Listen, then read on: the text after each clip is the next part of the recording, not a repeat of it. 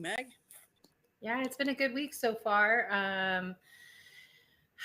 Not with my Cowboys, I'll say, but my week has been pretty good. So, the Cowboys, we are definitely going to be doing a NFL episode with you guys. As a Cowboys fan, I'm not super excited about the NFL season, but it has definitely been a shakeup this season. So, not exactly what we expected. I think the NFC North is what we thought the NFC West is going to be.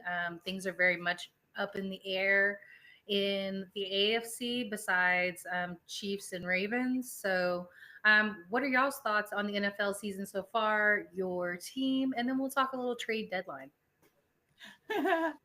I can go. I can tell you my house was a house divided last weekend because if Oh you man. don't know, my husband is a Lions. He's from Detroit, so he's a Lions fan, and then I, of course, am a Packers fan, and I typically have always gotten the better end of the stick. The tides have turned the last couple years, so Right. yeah, the Lions took it to us. I mean, the Lions played really a good, clean game, and that's one thing that Green Bay has not been able to do. They're kicking themselves in the foot. They're making stupid penalties.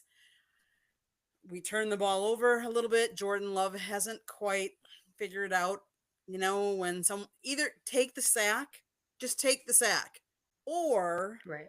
toss it out of bounds. Not, let's flip it in the air. And guess what? The other team catches it and runs it back for a pick six. That was a big Right. turning point, I think, in the game. Is it like, oh no, we're doomed now for the season? No.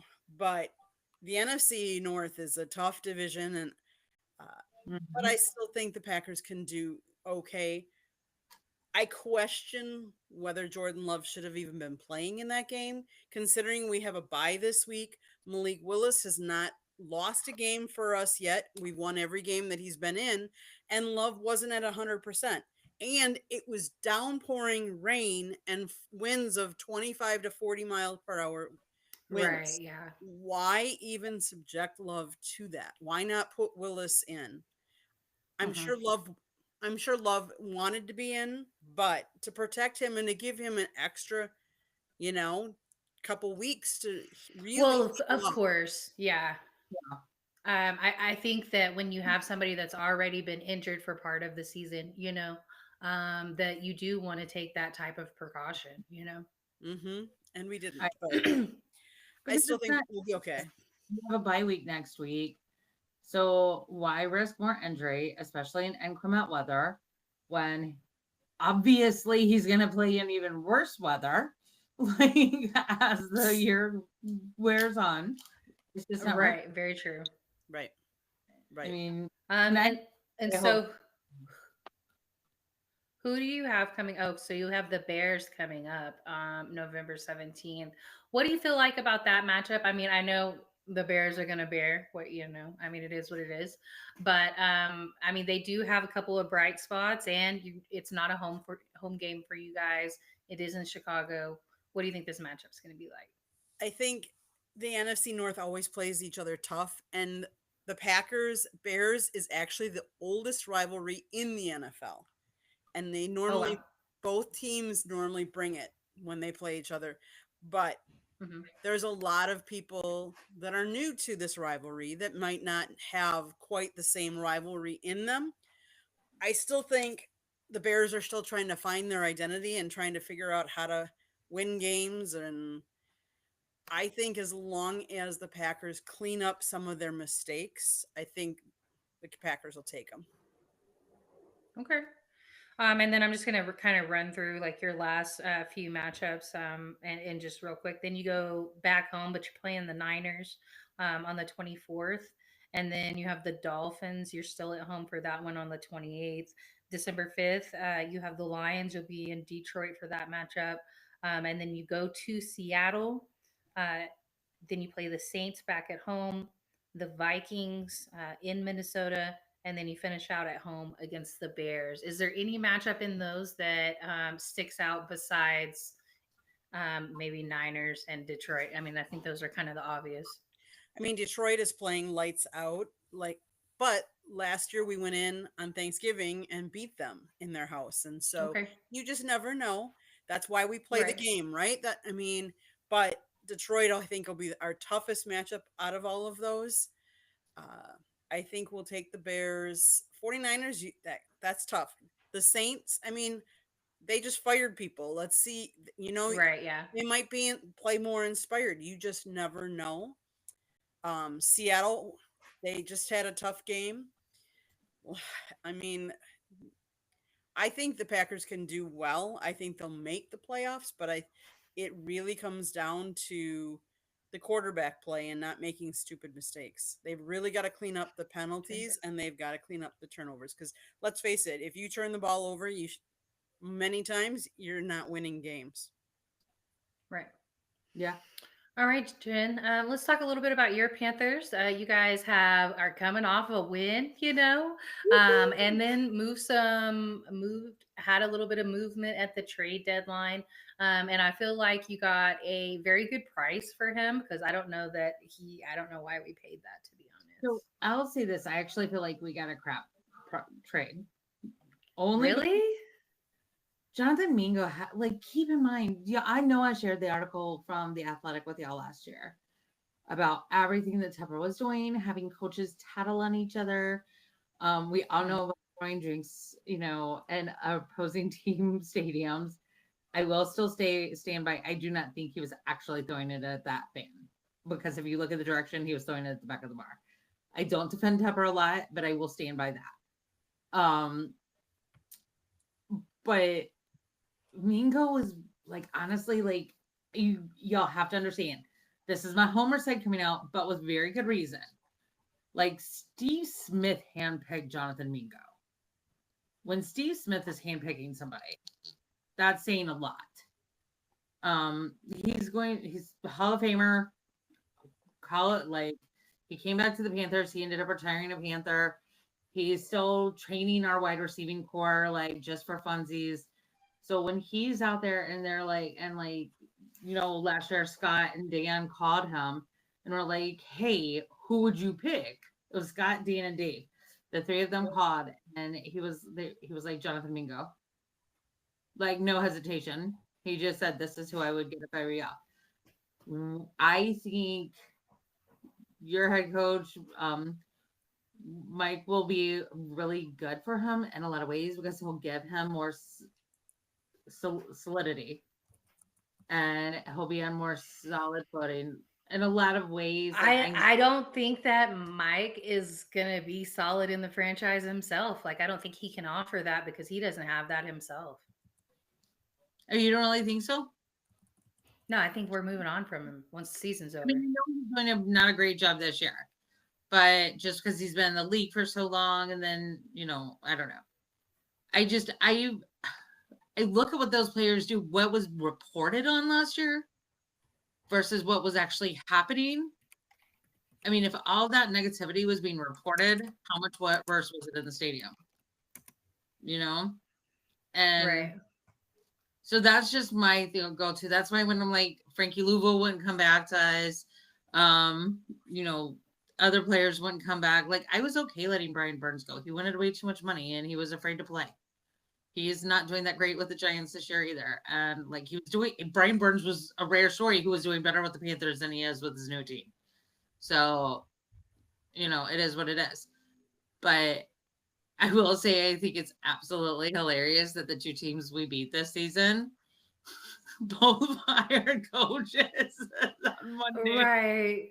Right. The next day, gotta go.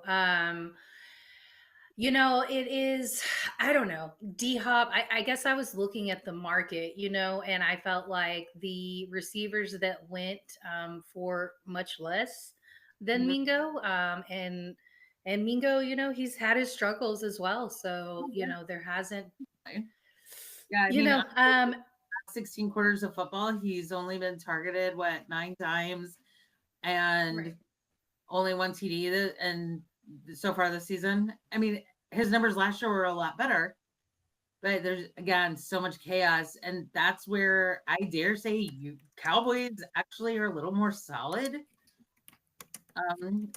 don't. I do think that I can see where you're coming from with that, but I think that we are a team that is on the verge of a blow up. Like, I mean, I don't know that they will move on from Dak because they just gave him money, but I do think that he made moves. He told us at the beginning of the season they were going to make moves within their means, and they didn't do anything. And they moved on from guys instead of paying them. And they paid a couple of people. They paid CD, they paid Dak, but they haven't paid Micah yet.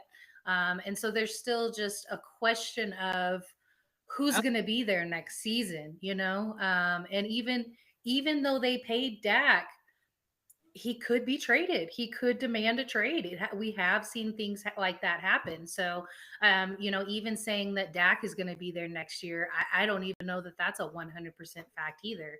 So, I don't know. Like, I just don't know. I do think that we're in a better position than Carolina. And so, in that aspect, yes, I do think that, there will be a little more solidarity, and just, um, A fresh start. I'm trying. Yeah, a fresh start. And I think that in a system that even if they have to rebuild, they're probably better off than Carolina. So, I mean, I get what you're saying with that, but Yeah, I I don't think think we're in a good place. We're in third in our division. I looked at the rest of our schedule and I don't think that we're going to we might win 3 more games. And that was just kind of my personal opinion on that. I'll read off the schedule on that. And I meant to tell you, I was typing it, you guys, but I was just going to tell you. If it's not live, it is recording and we should just go back and upload it. that's So, fine. yeah, I'm not sure why it did that, but I'm new to it. So, y'all, everybody, just bear with us as we figure out this new streaming platform. So, for the Cowboys coming up, we have the Eagles. We play them this coming up Sunday. It will be in Jerry World. Then we do have the Texans that is still at home for us as well. After that, then we go on the road and we play the Commanders. Then we play the Giants at home.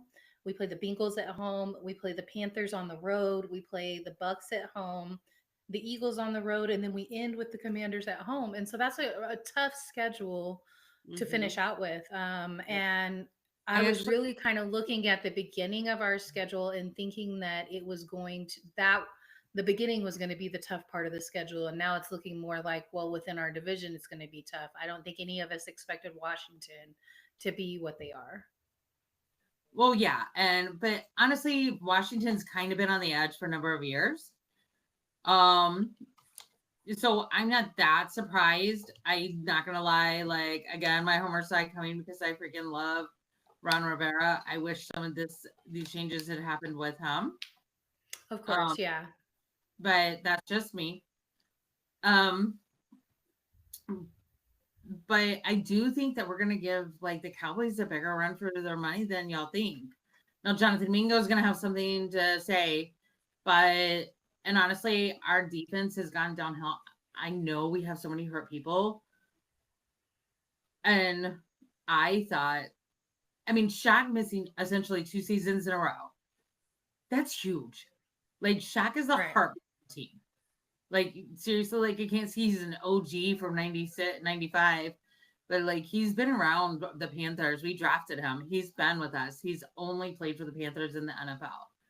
Right. Dan Campbell said it best. He is the baby of he's like Luke and Thomas Davis had a baby, it would be Shaq Thompson. So that he said that. But I do think that Sunday to me, we actually looked more like a team than we have since Coach Wilkes left. I'll say that. And I was really impressed with like JT Saunders. He had some gorgeous runs. I don't know if y'all saw that or not.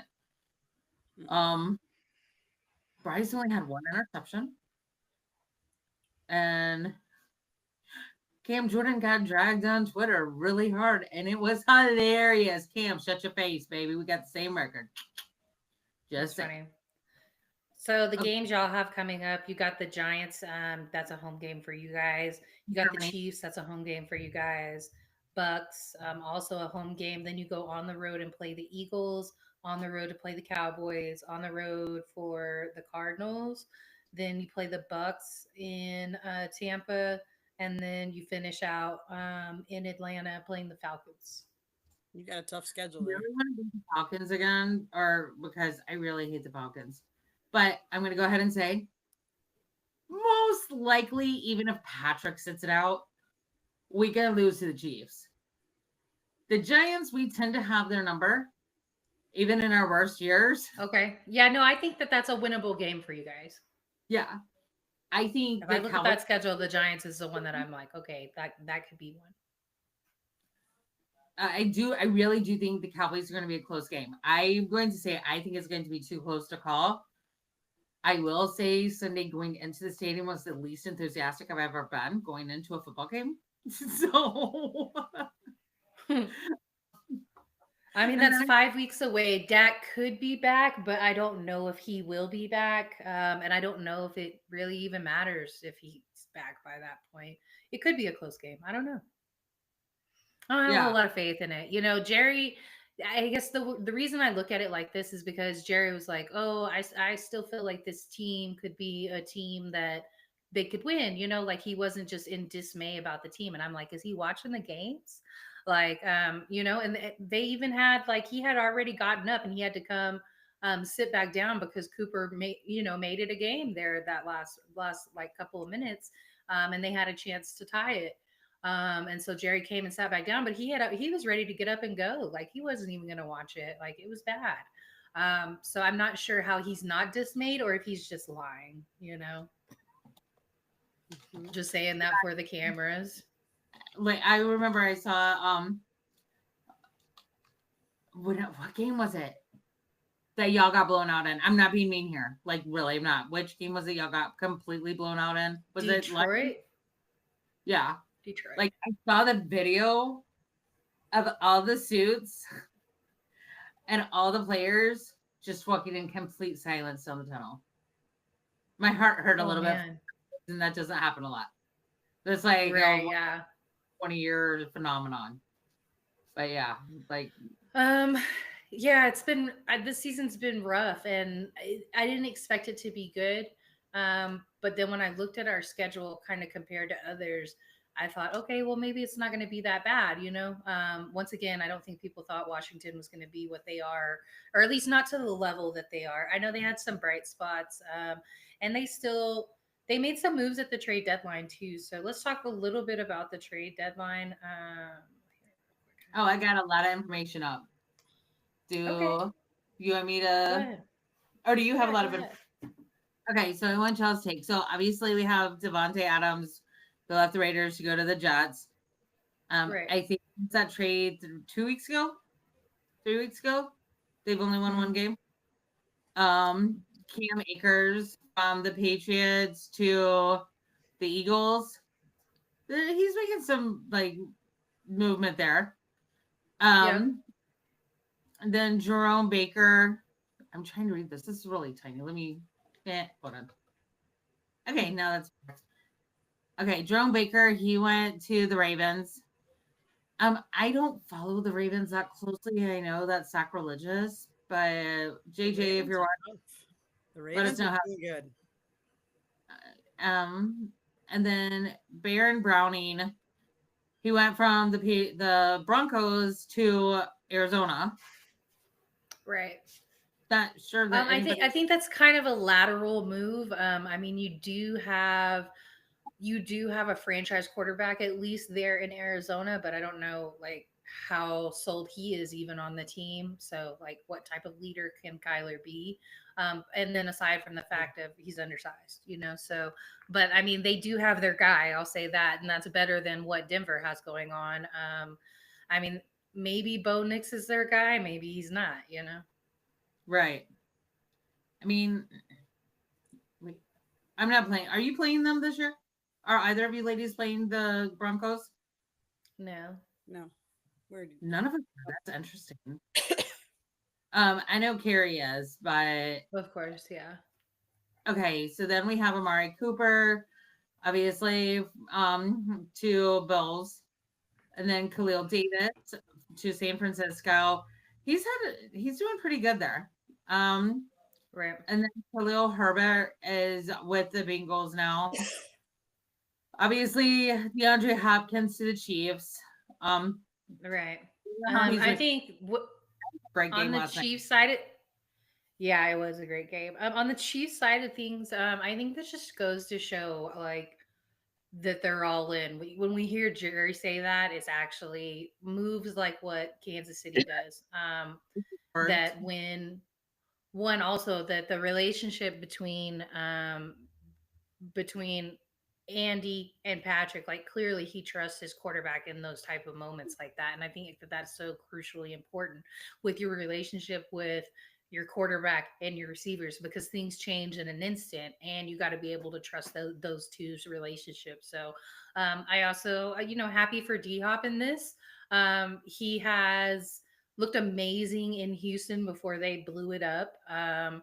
Went to Arizona and looked good there for a while with Kyler at some times, but Kyler being undersized, he usually either starts the season injured or he ends the season injured, and that's just kind of how it goes for him. So that's not a consistent environment for D Hop. So hopefully now this is a well-oiled machine there in Kansas City. So he's going to get some looks and instantly 2 touchdowns. Yeah. I mean, honestly, like D Hop, I mean, I wanted D Hop so bad, but there was no way he was gonna get another short quarterback. Like Right. just face that. Price aside doesn't bother me that much. Like I know I'm an anomaly, but you don't want that to be true. Then we also had one of our players last week at the end of the week, Deontay Johnson. He went to the Ravens. I've heard a lot of mixed things. I know on the field he expressed his displeasure loud and proud at times. So if you're going to be doing that on the sidelines, what you doing in the locker room? All I'm saying. I Oh, get it. right, yeah. Frustrated. You came to a team knowing that we were like within a complete rebuild. Dan and Dave, Coach Canales, because we got 2 Daves. So Dan and Dave C made it clear the type of player they want and made it clear it's not going to happen overnight. Right, yeah. So the expectation was very loud and clear from the beginning. Then Ernest John Jones, he went to the Eagles. Either of you know how he's doing there? Do not. No. Yeah, no, neither. And then this one surprised me. Marshawn Lattimore actually had a killer game on Sunday for the Saints, right? Right, yeah. Killer game. I mean, he and honestly, he and Alvin Kamara, and y'all know how I feel about Alvin. Right. They had balls to the wall game. I mean, just it is what it is. And the next day you trade Lattimore. Because they're not doing well, and where are they going to go? So the Saints aren't going to go anywhere. The Commanders needed a little bit more help. The Commanders went over there and talked to them and said, hey, you guys, your season's pretty much done. Let's face it. Right. You're not going to go to make the playoffs. Let's get you something. Washington receives a 5th round pick as part of the deal while sending a 3rd, 4th, and a 6th round pick. So Right. they make out because they're trying to get in the win now. Right, yeah. And then no, I thought that was a very solid move, and especially for Washington, that was an area that they've had some issues on the defensive side of things. Once they moved on from Chase Young, I think that they've still kind of struggled to find their identity on the defensive side of things. And obviously, it was a business decision and the complete overhaul that Washington has had. I mean, and he's doing great for the Niners. It's not. I think it worked out for both sides of things, but it was just a bad situation. And getting this, I had a feeling that they would do something on the defensive side of things. I would have thought linebacker, but this isn't a bad move either. And how does Washington not make out? Lattimore is under contract through 2026. He's going to cost $605,000 against the salary cap for the remaining of this year. New Orleans is going to eat $14 million in this year, and then they're going to eat $31.6 million in 2025 in dead cap. So, oh wow, that's a lot. So we don't think about all those things. We got to look at not just right. what picks, but how much money doesn't Washington are they going to be spending on him the next couple years? Right. That's And that's a lot. interesting. Yeah. Mm-hmm. And then we also had the Lions made a move also. They went and got Zadarius Smith from the Browns. Big move for them. I know nobody's gonna replace Hutchinson, like that's just not gonna happen. But you got to do something to help the situation, and I think that's a big step for them. And I agree. it's only going to cost them what 605, like I think 600,000 or something like that. It's really ridiculous. And Zadarius Smith is very familiar with the NFC North because he's played for Minnesota and the Packers. So that was like Okay. a really good move for Detroit. That was really All right. intelligent. So Candy, tell us a little bit about Cam Robinson trade. How are the Jags gonna deal with that? The Jags are in a sell mode. I don't think we see Coach coming back. I think they're gonna move. I think they'll probably move on from him. Right. Which is sad because that means Trevor Lawrence will get yet another head coach. Like it's just sad. Right. Yeah. I don't think he's had the weapons really and the offensive line to really bolster for him to really help him. But again, one of the things that I keep saying is we're in this. The NFL is a win now league, and part of the problem is because we're in a win now league. There's pressure for all these first time quarterbacks. Instead of sitting a year or two and watching people play and watching develop and reading defenses, we throw them in right away. And I think we're seeing a lot of them it's not working out. Mm-hmm. Mm-hmm. No, I mean, and this is something that I talk. Go ahead, Megan. Sorry. Something that we talked about how Green Bay does things differently. When I was on the radio show, just kind of talking about how they have their players usually sit behind somebody, and they're not put into that high pressure situation where you're thrown in as a rookie, expected to start and also carry a massive load. So, and sometimes it's a necessity and it just has to happen. But if you're able to avoid it. That's why personally, I didn't mind the Dak contract because I think it sets us up for that. We can draft our quarterback in the next draft or the draft after that. I mean, it would have to be by then for them to be able to sit at least 2 seasons behind Dak. And whether Dak performs at a high level or not, him just showing somebody how to be a professional. And one, you go in, you take snaps when he's not in there. If there's time where there's trash time and you go ahead and throw his replacement in, that gives you practice of what you're going to be when you're a starter. And then you also just see how somebody is a professional. And it makes a huge difference whether you think that person is still in their prime or the perfect mentor, like the Andy Bryce situation. Andy has a lot of years of being a professional in this league and for a lot of different teams too, and has done well. Has he won a championship? Is he going to be a Hall of Famer? No. But has he been a solid professional through this league that could be counted on? Yeah. Let's get it. And it sucks because I know, like, you have to have the criteria, but sometimes I just feel bad for some of the players who I kind of feel like should be in the Hall of Fame, but they're not going to be because they weren't in the standout star role. You know what I mean? But then you've got solid players like, I don't know. I think it's I don't know. In my mind, I'm seeing some analogies for NBA, but I'm going to not do that right now. But yeah. From 2000 to 2022, there were 66 quarterbacks selected in the first round of the NFL draft, and 25 of those quarterbacks were benched at some point while on their rookie contract. Mitch Trubisky is the only one who started a playoff game or was selected to the Pro Bowl with his team that he was drafted with. I think that says so much. That says so much. Exactly. All right. Well, guys, do you think that comes from him being from a Tar Heel? Because he went to UNC? Oh. However, Alan and I both really thought that was like a wasted first round draft pick. Oh, man. Like, I know that's bad. And sorry, Mitch. All right, guys. Well, we are at the 30-minute mark. So I'm not sure if it went live or not, but if it did, I think I saw somebody go in on the YouTube. So if you did go live, I really appreciate you coming through and watching. If not, we will figure about getting it online.